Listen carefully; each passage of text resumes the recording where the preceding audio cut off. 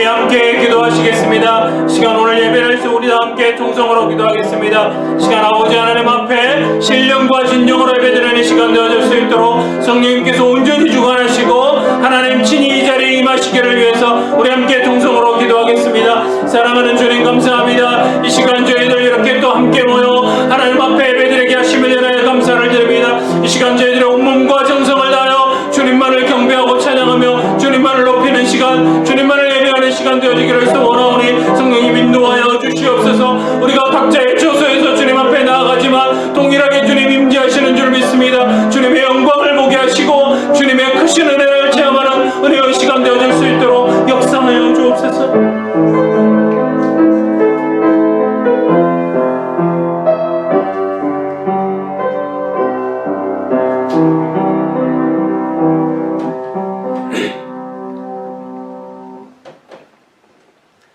우리 주 예수 그리스도의 아버지 하나님을 찬송하리로다. 그의 많으신 긍휼대로 예수 그리스도를 죽은 자 가운데서 부활하게 하심으로 말미암아 우리를 거듭나게 하사 산 소망이 있게 하시며 썩지 않고 더럽지 않고 쇠하지 아니하는 유업을 있게 하시나니 곧 너희를 위하여 하늘에 간직하신 것이라. 아멘. 주님께서 다시 사신 이날 전능하신 하나님을 찬양합니다. 영원한 승리를 얻으시고 저희에게 새 생명을 주신 주님 영광을 받으옵소서. 나를 위해 피땀 흘린 동산에서 밤을 지내시고 십자가를 지고 언덕을 올라가 끝내는 죽으신 주님, 오늘 빈 무덤을 보게 하시고 부활의 증인으로 다시 살게 하옵소서. 부활하신 주 예수 그리스도의 이름으로 기원하옵나이다. 아멘. 다 함께 찬송가 164장 부르시겠습니다.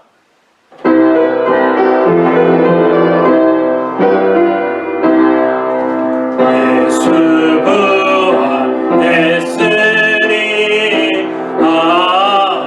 할렐루야. 만민 찬송하여라. 할렐루야. 천사들이 즐거워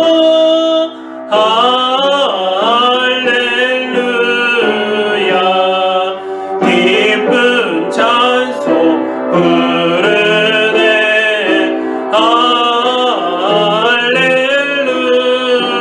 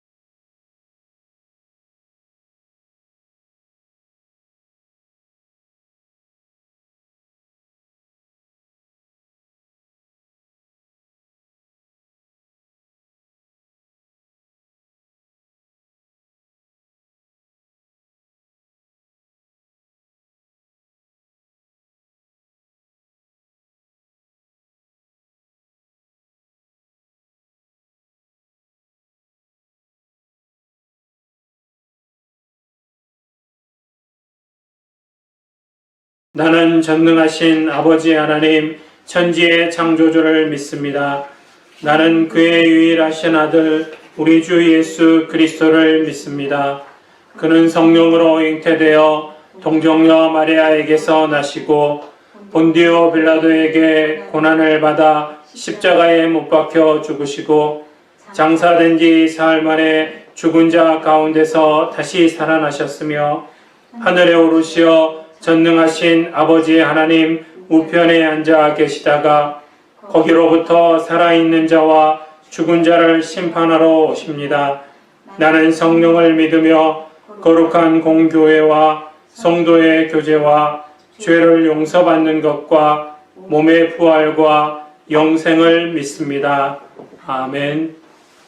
김정환 집사님 기도 인도하심으로 다 함께 기도하시겠습니다. 다 같이 기도하시겠습니다. 사랑과 은혜가 풍성하신 하나님, 부활절 주일을 맞이하여 저희가 이렇게 온라인으로 남아 예배할 수 있게 하심에 감사드립니다.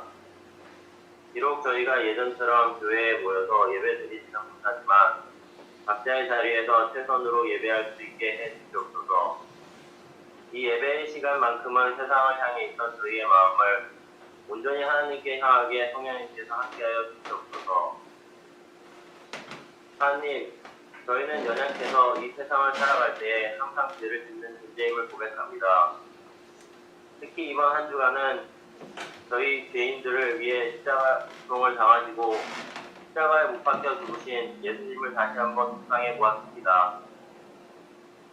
저희를 구원해 주시기 위해 흘리신 그 보혈에 항상 감사하는 삶을 사는 저희가 되기를 기도합니다. 오늘은 예수님께서 그 죽음을 이기시고 다시 사신 부활 주일입니다. 오늘의 예배가 부활하신 주님을 찬양하는 예배가 되게 하여 주시옵소서. 또 전 세계에 퍼진 코로나 바이러스 때문에 많은 사람이 죽고 고통받고 있습니다.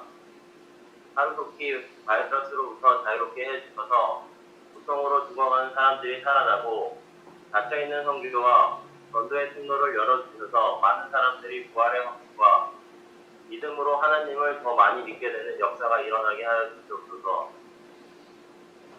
우리 한마음 장로교회의 모든 성도님들 또한 건강을 잃지 않게 하여 주옵시고 치료 중이신 분은 예수님의 부활의 능력으로 하루속히 질병에서 벗어나 건강한 삶을 누리게 하여 주시옵소서. 하나님의 말씀을 대언하시는 목사님께 항상 성령 충만과 은혜를 부어주셔서 그 말씀을 듣는 성도들에게도 은혜와 사랑이 넘치게 기도드리고 예배를 위해 수고하는 한 사람 한 사람에게도 항상 감사와 기쁨이 넘치는 삶을 살 수 있게 하여 주시옵소서. 학업, 직장, 그리고 가정에서 한 주간 살 때에 항상 하나님의 말씀을 붙들고 살게 하여 주시옵고 승리하는 한 주를 보내게 하여 주시옵소서. 감사드리며 우리 주 예수 그리스도의 이름으로 기도드렸습니다. 아멘.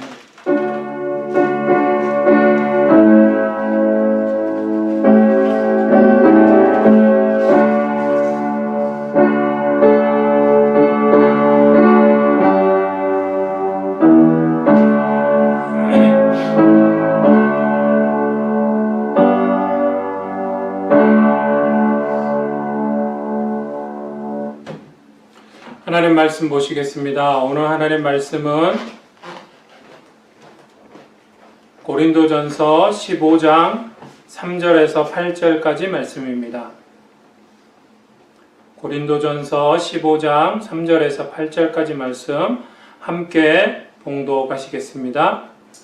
내가 받은 것을 먼저 너희에게 전하였노니 이는 성경대로 그리스도께서 우리 죄를 위하여 죽으시고 장사 지낸 바 되셨다가 성경대로 사흘 만에 다시 살아나사 게바에게 보이시고 후에 12 제자에게와 그 후에 500여 형제에게 일시에 보이셨나니 그 중에 지금까지 대다수는 살아있고 어떤 사람은 잠들었으며 그 후에 야고보에게 보이셨으며 그 후에 모든 사도에게와 맨 나중에 만삭되지 못하여 난 자 같은 내게도 보이셨느니라.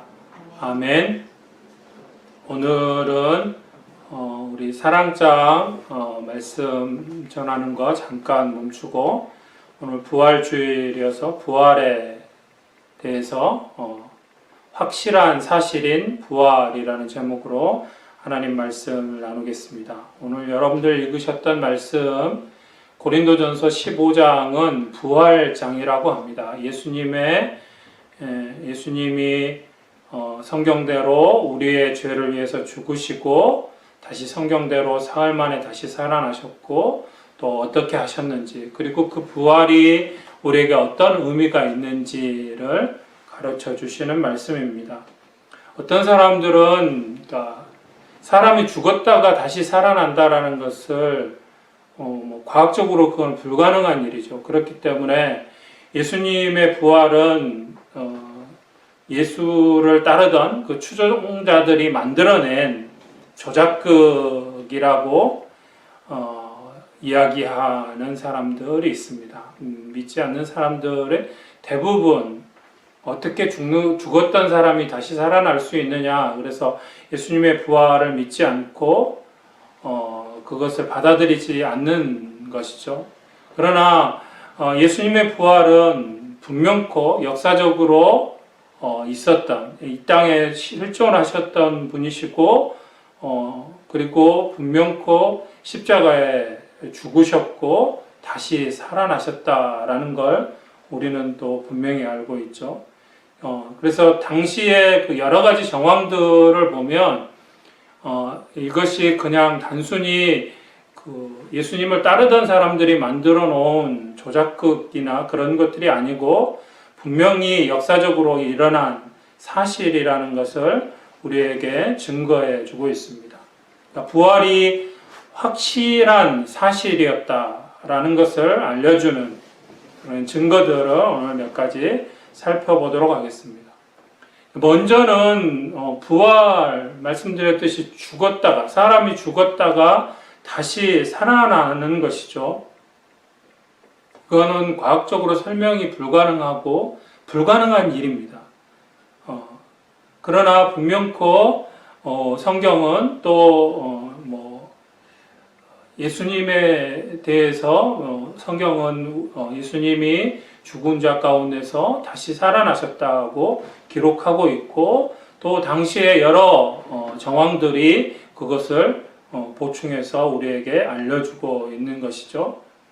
자, 그래서 먼저는 예수님이 당시에 사셨던 이 땅에 오신 분이라는 것, 우리 인간들과 함께 이 땅에서 함께 숨 쉬면서 살아가셨다라는 것이 성경에는 분명히 기록되어져 있지만 그러나 믿지 않는 사람들이 성경을 받아들이지는 않을 수도 있으니까 성경을 하나님의 말씀으로 또 취급하지 않는 사람들에게는 또 다른 기록을 보여줄 수밖에 없는 것이죠. 네, 그런 기록들 가운데 그래서 많은 고고학자들이 성서 고고학자들이든 일반 고고학자들이든지 옛날 그 고대 문화들을 발굴해내는 과정 가운데 그 예수님이 실존 인물이었다라는 것들이 발견되는 증거가 되는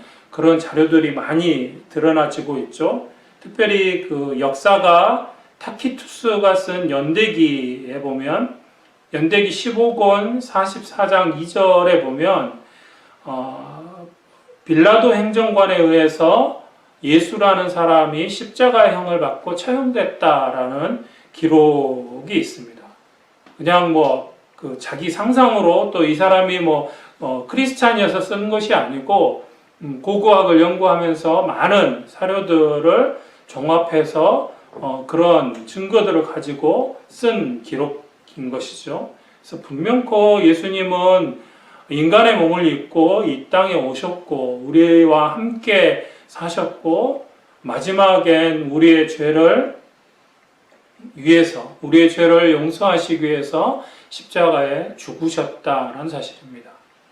자, 그러면 이제 그 예수님이 십자가의 형을 받아서 십자가의 형은 결국은 죽게 되는 것이니까 죽으셨다라는 것과 그러나 그 죽음의 권세를 이기시고 우리는 부활하셨다고 믿고 있는 것이죠.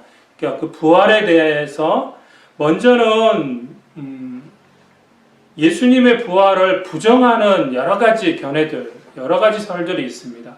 그러한 것들을 살펴보면 그 예수님의 부활을 부정하는 견해들을 보면 논리적으로 허점이 드러나는 부분들이 있습니다. 그런 것을 이야기하다 보면 그런 것을 살펴보면 예수님의 부활이 확실한 사실이라는 걸 우리가 알 수 있게 되는데, 자, 예수님의 부활을 부정하는 견해들 가운데 첫 번째는 시체 탈취설입니다. 시체 도난설. 그러니까 제자들이 예수님의 시체를 밤중에 몰래 와서 훔쳐갔다라는 것이죠. 그리고는 거짓말로 예수님이 살아나셨다. 죽었다가 다시 살아났다. 부활했다라고 거짓 소문을 퍼뜨렸다라는 것입니다. 이것에 대한 반대 증거는 마태복음 27장에 보시면 주여 저 속이던 자가 살아있을 때 말하되, 이건 대제사장들 유대인들이 빌라도에게 요구하는 것입니다. 이게 주여라는 것은 하나님을 의미하는 것이 아니고 사람을 높여 부르는 말인 것이죠. 그러니까 빌라도에게 하는 말입니다. 저 속이던 자라는 건 예수님을 의미하는 것이죠. 예수님이 살아있을 때, 그러니까 예수님이 살아계실 때 뭐라고 말씀하셨냐면 내가 사흘 후에 다시 살아나리라 한 것을 우리가 기억하노니 그러므로 명령하여 그 무덤을 사흘까지 굳게 지키게 하소서. 그의 제자들이 와서 시체를 도둑질하여 가고 백성에게 말하되 그가 죽은 자 가운데서 살아났다 하면 후에 속임이 전보다 더 클까 하나이다 하니 빌라도가 이르되 너희에게 경비병이 있으니 가서 힘대로 굳게 지키라 하거늘. 자, 여기 보면 당시에 대제사장들이나 유대인들이 걱정했던 것 가운데 하나가 뭐냐면 예수님을 십자가에 죽이는 것까지 했는데 분명히 예수님이 살아계실 때 친히 뭐라고 말씀하셨냐면 내가 죽었다가 사흘 만에 3일 만에 다시 살아날 것이다 한 것을, 그렇게 말씀하신 것을 이 대제사장들 유대인들도 다 들었단 말입니다. 그렇기 때문에 그래서 이제 걱정이 되는 것이죠. 그러니까 예수님이 살아날 것이라고 믿지 않으면서도, 그렇게 생각하지 않으면서도 혹시나 제자들이 그 예수의 시체를 훔쳐가고 거짓 소문을 퍼뜨릴까, 그러니까 그 빈 무덤을 지킬 수 있게 해달라고 빌라도에게 요청을 하는 것이죠. 그래서 빌라도가 로마의 군병들과 또 이 대제사장들에게 있는 사병들을 동원해서 그 무덤을 사흘 동안 지키게 명령을 하는 것입니다. 그러니까 이 무덤은 사람이 죽어서 무덤에 우리가 생각하는 그런 무덤이 아니고 이스라엘의 무덤은 동굴 같은 그런 한쪽 비탈면을 깎아서 동굴처럼 만들고 큰 돌로 막아놓는 그런 무덤입니다. 그래서 큰 돌문으로 그 무덤문을 봉인하고 아무도 못 열게 봉인을 하고 거기를 그냥 봉인하는 정도로 끝낸 것이 아니고 군병들을 통해서 지키게 했다라는 것입니다. 그런데 그러면 그 무덤을 지키고 있는 군병들의 임무는 뭡니까? 그 예수님의 시체를, 그 무덤을 지키는 것입니다. 누가 와서 그 무덤문을 열고 시체를 훔쳐가지 못하도록 지키는 것이 임무입니다. 만약에 시체를 도난당하게 되면, 잃어버리게 되면 이 로마 군병들은 죽음으로 그것을 대신해야 되는 것이죠. 그래서 목숨 걸고 예수님의 시체를 지켰다라는 것입니다. 그런데 예수님의 제자들이 와서 그 군병들을 물리치고 예수님의 시체를 훔쳐갔다? 말이 안 된다는 소리죠. 또 하나의 반대의 증거는 제자들의 모습입니다.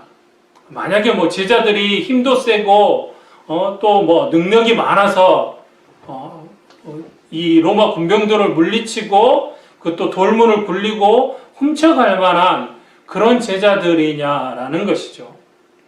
자, 마가복음 14장 말씀에 보시면 이렇게 기록합니다. 제자들이 다 예수를 버리고 도망하니라. 이거는 어느 때 이야기냐면 예수님이 이제 그 겟세마네에서 마지막 십자가를 지시기 위해서 기도하시고 나서의 이야기입니다. 제자들이 예수님이 와서 잡혀가는 것을 보고 다 도망갔습니다. 그런데 그 도망가던 한 사람들 가운데 한 청년이 있었는데, 한 청년이 벗은 몸에 배 혼니부를 두르고 예수를 따라가다가 무리에게 잡힘에 배 혼니부를 버리고 벗은 몸으로 도망하니라. 그러니까 이스라엘의 옷은 오늘 우리가 입는 그런 옷이 아니죠. 그냥 천 하나 이렇게 두르면 그냥 옷이 되는, 당시에는 그랬습니다.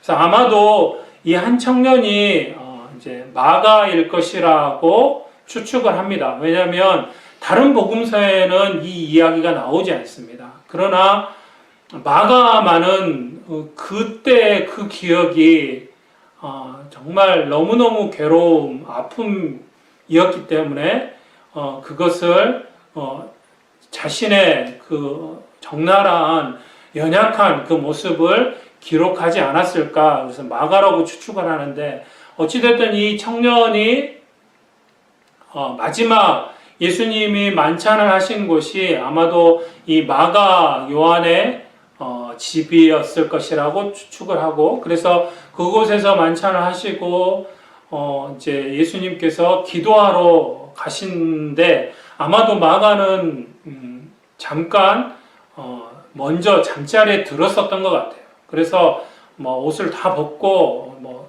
그러니까 혼이불을 하나, 얇은 이불을 하나 덮고 자고 있었던 것 같습니다. 근데 예수님이 가신다고 하니까 이렇게 옷을 입을 겨를도 없고 하니까 그냥 두르고 있던 그 혼이불을, 알몸인 채 혼이불을 두르고 예수님을 따라가는 것이죠. 그러니까 따라갔는데 예수님이 이제 겟세마네 기도하시고 이제 기다렸는데, 예수님이 오셔서 이제 같이 내려갈 줄 알았는데 군사들이 막 들이닥치고 예수님을 잡아가는 일이 벌어진 겁니다. 그래서 제자들이 다 도망가니까 이 청년도 도망간 것이죠. 근데 도망가는데 여러분들 생각해 보세요. 혼이불을 이렇게 두르고 있으니까 혼이불을 벗겨주면 알몸이잖아요. 그러니까 이렇게 꼭 붙들고 이렇게 뛰어가니, 도망을 가니, 도망가기가 쉽겠습니까? 그러니 이 잡으러 왔던 사람들에게 붙잡히게 된 거예요. 붙잡히니까 이게 깜짝 놀라가지고 이제 그 두르고 있던, 잡고 있던 배 혼이불을 확 벗어버리고 벗은 몸으로, 알몸으로 도망갔다라는 것이죠. 이것이 제자들의 모습이었습니다. 여러분들 잘 아는 베드로는 어떻습니까? 조그만 계집종이 와서, 여자아이가 와서 당신도 예수라는 사람과 같이 있었던 거 내가 본 것 같은데, 그러니까 아니라고 3번이나 예수님을 모른다고 부인했습니다. 심지어는 마지막에 예수님을 저주하면서까지 나는 예수를 모른다고 하지 않았습니까? 그랬던 제자들, 그런 제자들이 이 군병들이 지키고 있는 무덤을 찾아와서 그 군병들을 물리치고 돌문을 굴리고 예수님의 시체를 훔쳐갔다? 있을 수 없는 일이라는 것이죠. 또 하나 예수님의 부활을 부정하는 견해 가운데 하나는 기절설입니다. 그러니까 예수님이 죽지 않고 십자가에서 너무 고통스러우니까 고통을 당하다가 기절했다라는 것이죠. 그래서 기절한 상태로 무덤에 옮겨졌다가 무덤에서 의식을 회복하고 무덤을 나왔다. 그래서 부활했다라고, 그러니까 죽지 않았는데 죽었다고 생각해서 무덤에 넣었던 것이고, 그래서 죽지 않았기 때문에, 기절한 것이기 때문에 죽었다가 살아난 것이 아니다, 부활한 것이 아니다 라고 이야기하는 사람들이 있습니다. 그것은 현대의학이 증언해 주고 있습니다. 요한복음 19장 34절 말씀에 보면 그중 한 군인이 창으로 옆구리를 찌르니 곧 피와 물이 나오더라 라고 기록하고 있습니다. 이거는 의사분들이 증언해 놓은 증언입니다. 그러니까 오직 죽은 사람에게만 피와 물이 동시에 나온다. 그러니까 심장마비로 죽은 사람에게 물과 피가 이렇게 동시에 나온다라고 이야기합니다. 이 사실에 대해서 당시 사람들이 알 리가 없었죠. 그래서 2000년 전에 기록에서 피와 물이 나왔다라는 증언은 예수님이 확실히 죽었다라는 것. 그래서 로마 군병이 그러니까 십자가의 형이 너무 고통스럽기 때문에 어느 정도 시간이 지나서 와서 봐서 죽지 않으면 그 십자가의 형을 받는 사람의 다리를 꺾어버립니다. 그래서 빨리 죽게, 너무 더 고통당하지 않고 빨리 죽도록 다리를 꺾어버립니다. 그런데 예수님께 와서 보니까 이미 죽으신 거예요. 그래서 다리를 꺾지 않았다라고 성경은 또 기록하고 있고, 그래서 허리를 창으로 찌르는 것입니다. 그것을 알고 했는지 어땠는지는 모르지만 어찌됐든 허리를 창으로 찌르니까 피와 물이 다 쏟아져 나왔다라고 성경은 우리에게 알려주고 있습니다. 그런데 그렇게 피와 물이 한꺼번에 다 쏟아지는 것이 현대에 와서 의학자들에 의해서 그것은 죽은 사람에게만 일어나는 일이다. 산 사람에게 그렇게 되지 않는다라고 증언해 준다라는 것이죠. 그래서 예수님이 십자가에서 죽으셨다라는 것은 확실한 사실이라는 것입니다. 또 하나는 환상설입니다. 그러니까 예수님이 실제로 부활하지 않았는데, 그러니까 예수님을 너무너무 사모하고 따르다 보니까 그런 사람들이 환상을 보고 부활을 굳게 믿게 됐고, 그래서 환상을 본 것이 진짜 사실인 줄 알고 그렇게 증거하게 되었다라는 설입니다. 이것에 대한 반대 증거는 고린도전서 15장 말씀, 여러분들 오늘 읽으신 말씀에 보면 수많은 증인이 있는 것을 알 수 있습니다. 장사 지낸 바 되셨다가 성경대로 사흘 만에 다시 살아나사 게바에게 보이시고, 게바는 베드로죠. 베드로에게 보이시고 후에 12제자에게와 그 후에 500여 형제에게 일시에 보이셨나니 그 중에 지금까지 대다수는 살아있고 어떤 사람은 잠들었으며. 예수님이 부활하셔서 단순히 그냥 한 사람이나 두 사람에게만 보였다면 예수님을 너무너무 사랑하고 따르다 보니까 환상을 봤구나 이렇게 이야기할 수 있는데, 동시에 오늘 여러분들 읽으셨던 말씀에 보면 일시에 500여 형제에게 보이셨다라고 성경은 기록하고 있습니다.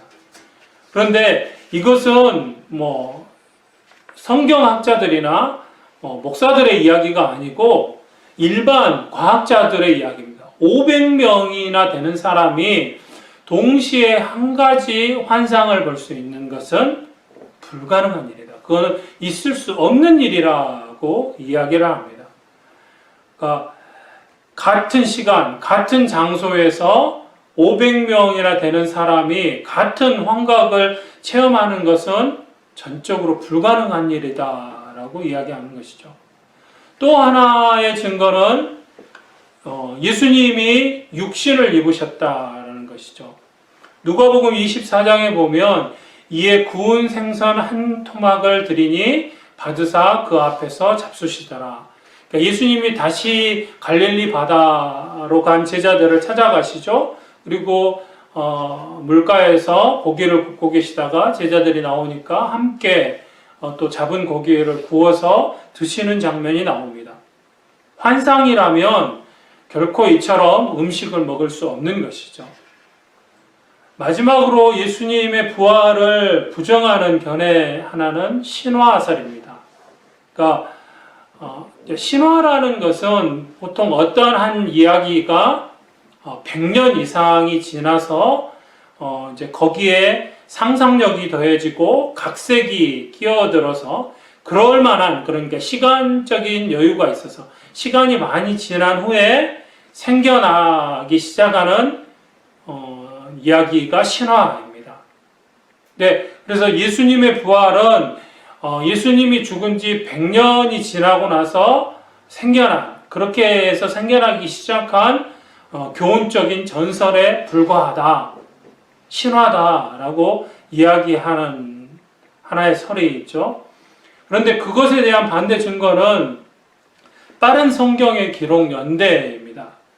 많은 불신학자들은 이 같은 가정을 증명하기 위해서 정말로 끈질기게 노력해 왔습니다. 그렇지만 고고학적인 증거들로 인해서 현재의 부활에 대해서 아주 자세하게 밝히고 있는, 예수님이 부활하심에 대해서 자세하게 설명하고 있는 것이 오늘 여러분들이 읽으셨던 이 고린도전서 15장인데, 이 고린도전서는 기록 연대가 대략 그러니까 AD 55년경입니다. 그렇게 이제 확실하게 고고학자들을 통해서 확인이 된 거예요. 그러니까 이 복음서, 예수님의 일대기에 대해서, 그래서 마지막 부분에 예수님이 십자가에 죽으시고 부활하신 것에 대해서 기록되어져 있는 복음서 가운데 가장 먼저 쓰여진 최초의 복음서라고 하죠. 그게 마가복음인데, 마가복음의 아람어 역본이 기록된 연대가 주 44년, AD 44년으로 밝혀졌습니다. 그런 증거들이 여러 곳에서 발견이 되었습니다. 이것은 뭘 말씀드리는 거냐면, 주라는 것은 AD가 결정이 된 것은 BC와 AD로 나누죠. BC는 Before Christ에서 예수님이 이 땅에 오시기 전, 예수님 탄생 전을 BC라고 합니다. AD는 라틴어인데 아노 도미네라고 해서 그리스도 이후, 곧 예수님이 이 땅에 탄생하신 이후입니다. 그러니까 예수님이 이 탄생하신 AD가 설정된 것이 이제 이미 우리가 사용해버렸기 때문에 지금 바꿀 수가 없는데 3년에서 4년 정도 오차가 있게, 그러니까 예수님 탄생보다 더 늦춰져서 결정이 됐다라고 이야기를 합니다. 어찌됐든 뭐 그렇지 않더라도 예수님이 탄생하신 것이 정확하게 이제 AD 0부터 시작하는 것이죠. 그런데 주 55년이고 마가복음이 주 44년이라는 것은 무엇을 의미하냐면, 예수님이 십자가에 죽으신 것이 우리 사람의 나이로 33세, 그러니까 공생애를 시작한 것이 30살에 시작하셨고, 그리고 3년 동안 공생애를 하셨고, 그리고 십자가에 죽으신 것 33살, 우리 사람의 나이로 33세에 죽으셨을 것이라고 이야기를 합니다. 그렇다면 예수님 주 AD로 따지자면 예수님이 십자가에 달리신 게 AD 33년이라고 이야기할 수 있는 것이죠. 그러면 그러니까 최초의 복음서인 마가복음이 쓰여진 것이 약 10년 정도 지나서 쓰여졌다는 것이죠. 그러니까 오늘 고린도전서 15장에도 기록된 것처럼 그 부활을 목격했던 사람들이 살아있는 동안에 쓰여졌다라는 것입니다. 10년, 아마도 그러니까 정확하게는 10년도 못 되어서 쓰여질 것이라고 추측을 합니다. 그렇다면 그 예수님과 함께 살았던 사람들, 또 예수님의 부활을 친히 목격했던 사람들도 그 마가가 쓴 마가복음을 읽을 수 있을 것이고, 분명코 잘못되어졌다면 이건 틀린 이야기야, 이건 잘못이야, 예수님 이렇게 하지 않으셨어, 예수님 부활하신 후에 이런 일이 없었어, 이야기할 수 있었을 것이고 결코 신화로 치부할 수 없다라는 것이죠. 자, 그리고 또 부활이 확실한 사실인 것을 우리에게 전해주는 것은 예수님의 제자들의 모습입니다.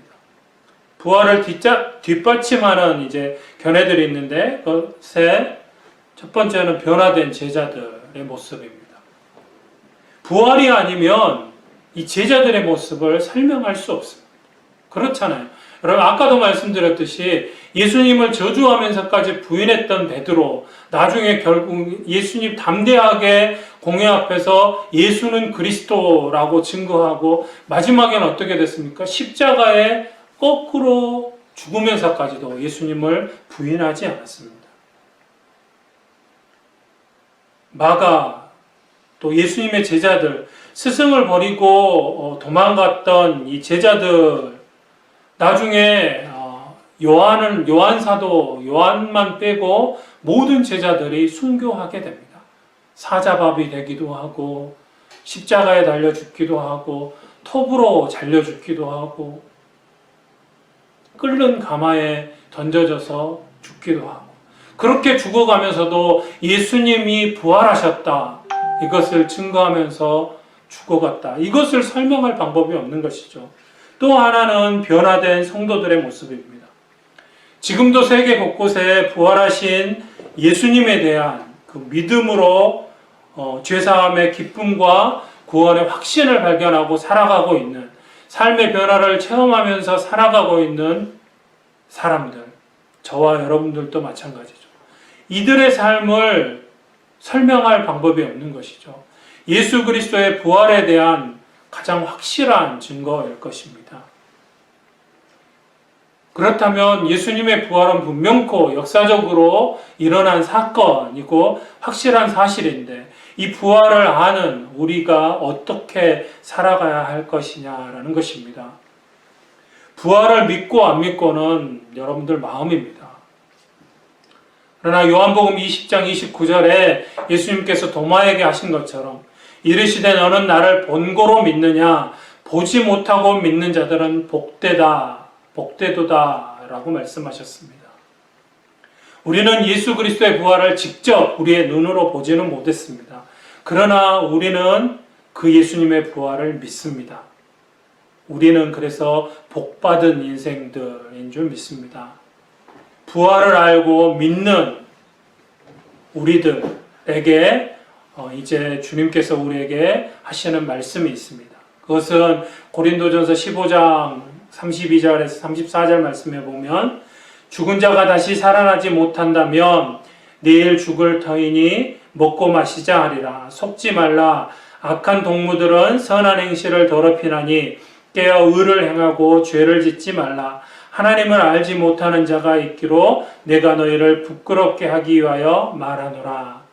또 15장 58절에도 이렇게 말씀합니다. 우리 고린도전서 15장 58절 말씀 함께 읽어보시겠습니다. 그러므로 내 사랑하는 형제들아, 건실하며 흔들리지 말고 항상 주의 일에 더욱 힘쓰는 자들이 되라. 이는 너희 수고가 주 안에서 헛되지 않은 줄 알미라. 아멘. 우리에게 부활을 한 우리에게 주님께서 하시는 말씀, 우리에게 주시는 말씀입니다. 죄를 멀리하라고 말씀하십니다. 그리고 주의 일에 더 열심을 내는 자가 되어야 한다고 말씀하고 계십니다. 오늘 말씀을 통해서 예수 그리스도의 부활이 확실한 역사적인 사실임을 잊지 마시고, 또 그 부활의 주님과 동행하면서 그 부활의 주님을 증거함으로 하루하루를 살아가시기를 주님의 이름으로 축원드립니다. 기도하시겠습니다. 사랑하는 주님, 감사합니다.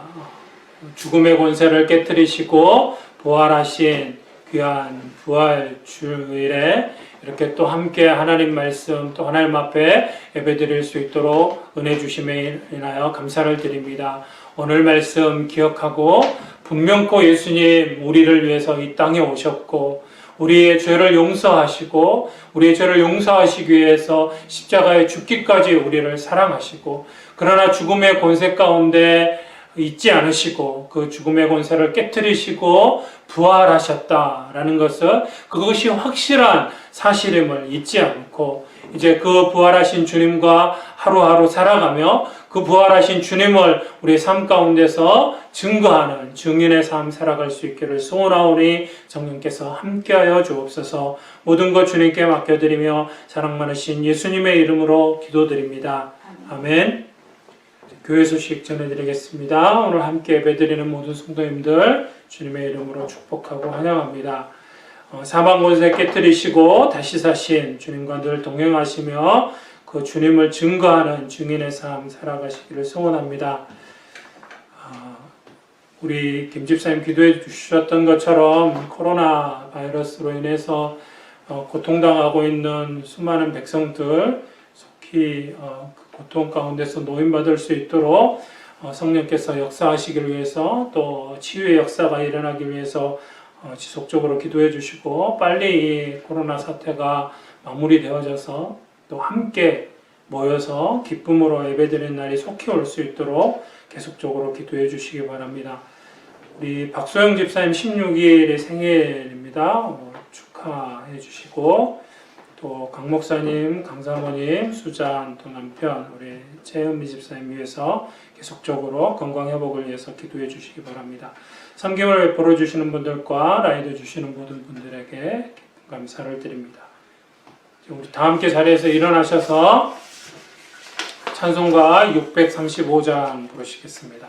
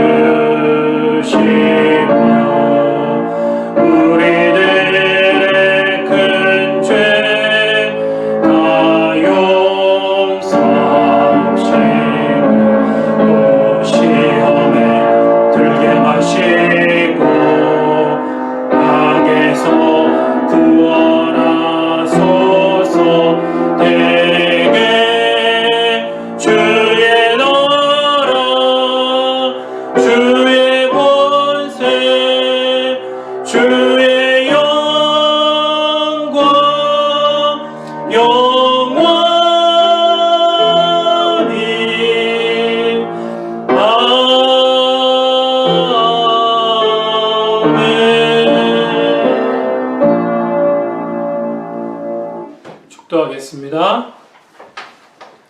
이제는 우리 주 예수 그리스도의 은혜와 아버지 하나님의 사랑하심과 성령님의 교통하심이 이제 부활하신 주님과 늘 동행하며 그 부활하신 주님을 삶 가운데서 증거하는 증인의 삶 살아가리라 마음에 다짐하며 세상을 향하여 나아가는 하나님의 모든 백성들과 우리 한마음 장로교회와 이 땅 가운데 예배드리는 모든 하나님의 교회들 위해 지금부터 영원토록 함께 하시기를 간절히 축원하옵나이다. 아멘.